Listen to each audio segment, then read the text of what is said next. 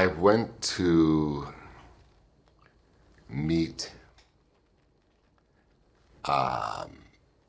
Dave Wilson, the director, at his company Blur, and I brought my son, who was 8 years old at the time, and after he showed us the whole project, my son turned to me and said, "Daddy, you are Bloodshot." The idea was to honor the spirit of Valiant comic books. And Valiant comic books was renegade in its day, and it was creating characters, superheroes that were flawed in a more relatable way. So the idea of making Bloodshot, we were trying to make a movie that was,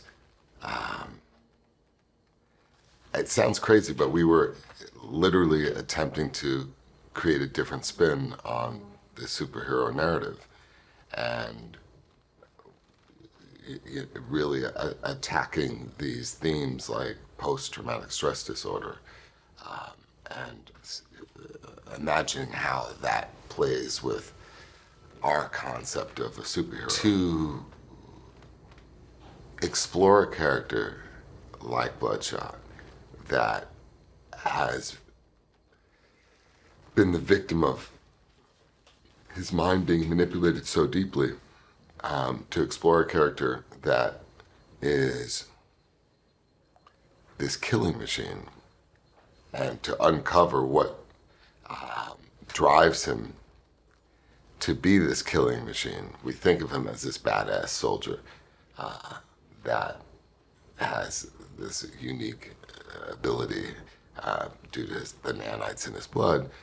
But what's fascinating about the character is that he's motivated by something we'd all be motivated by, which is love. And what's tragic about the character is how love is manipulated. Playing a character that evokes fear and empathy is something that I felt was fascinating. I feel that anyone can identify with feeling manipulated. I feel just, as we watch the news, in our daily lives, there's so many moments in our daily lives that we're feeling force-fed, or we're feeling as though we're being manipulated.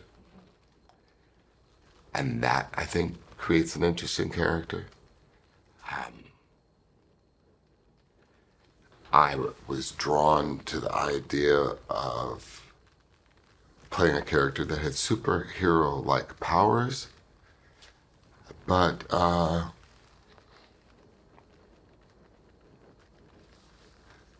also kind of embraces his post-traumatic stress disorder. This is a movie that plays to a wider audience because it does deal with kind of real issues, and the idea of the forgotten soldier.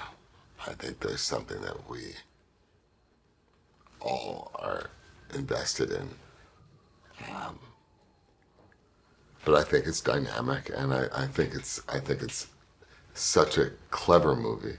I remember Guy Pearce saying at one of our cast rehearsals that he was thankful that he had done Memento before doing this movie, because this movie is such a mind twist. And I don't play movies. I don't make a lot of movies that really have that kind of mind twist that a Memento or films of that nature would play. I think people enjoy the movie.